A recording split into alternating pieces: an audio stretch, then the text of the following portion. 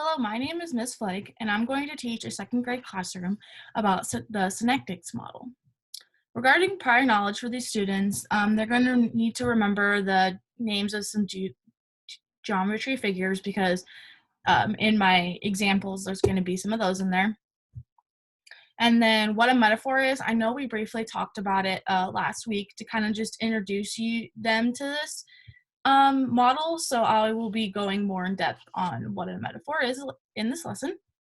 And then finally, being able to take two unlike things and associate them to compare, and make a metaphor. All right. Good morning, class. Today we're going to do a math lesson on Synectics model.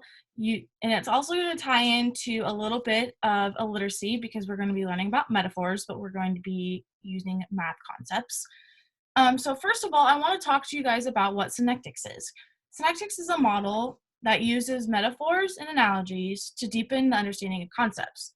So this is going to help us deepen our understanding of geometrical figures and associating them with things that we see in life all the time.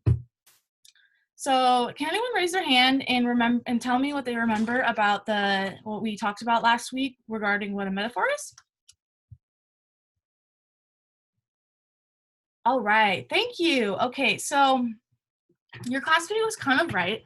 A metaphor is a comparison between two things that aren't alike but have something in common. So, for example, one metaphor could be, my kid's room is a disaster. I mean, the kid's room is not literally a disaster, but it just means that the kid's room is dirty and it's not clean. And so a disaster and a room are two unlike things that are being compared. So I wrote on the board the metaphor sentence structure that we're going to use when we are analyzing our two objects. So right here is what I want you guys to be using when we write our metaphor sentences. So you're going to have your object A is like object B because, and we're going to give a reason because I want you guys to tell me why you think these two things are alike. And so the goal of this lesson is being able to compare two unlike objects and creating a metaphor. So it's kind of a 2-in-1 situation. All right, so I'm going to show a document on the projector. It's going to have a bunch of random things on there. So we have geometrical shapes and numbers, and we have like a couple real life situations. So books, a doghouse, and a railroad. Can anyone tell me what this figure is? A square, good job. What about this one? Triangle, good job. Circle, yes. Parallelogram, good job. All right, so what I want you to do is we're going to start with an example together, and then after we work through one together, I'm going to have you partner up with your learning partner, and you guys are going to pick two more objects off of this list and write a metaphor. All right, so I think what we're going to choose is the railroad and the square.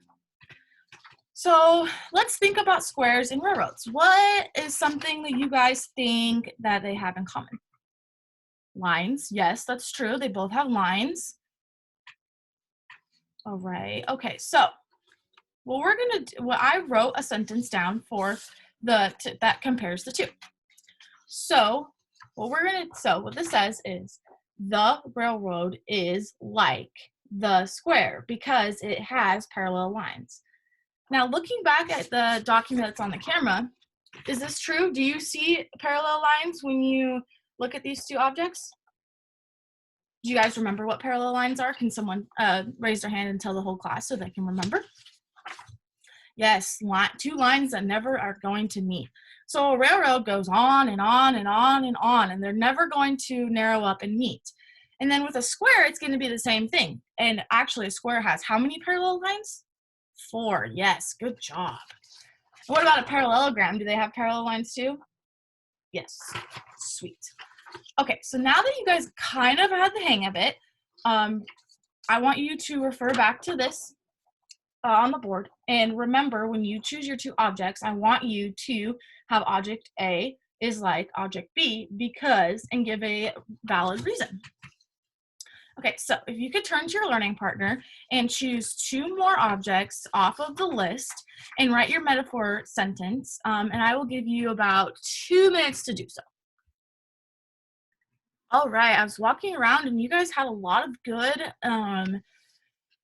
sentences. So I heard that somebody looking at this list, chose the triangle and the doghouse. So can that person raise their hand and stand up and tell the class why they chose the triangle and the doghouse? All right, good job on your metaphor sentence. That was awesome. So just to recap, the student said that the doghouse is like the triangle because the doghouse has a triangle on the roof. Good job. So now that this is just a little way for you guys to be able to understand how these figures can be used in everyday life. So as the triangle and the doghouse, the railroad being like a square or parallelogram because there's always parallel lines. Or if you look at this list, there's a book that looks like the square because, books are square, rectangular. So now we have about 5 more minutes until recess.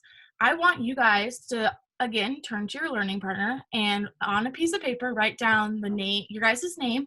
And then underneath, I want you guys to come up with two objects on your own. So that unlike objects that you're going to compare. And then I want you to write down your metaphor sentence. And then after you guys have finished that, you can bring it up to me and I'll check it off. And then you guys are good to go off to recess. Great job today.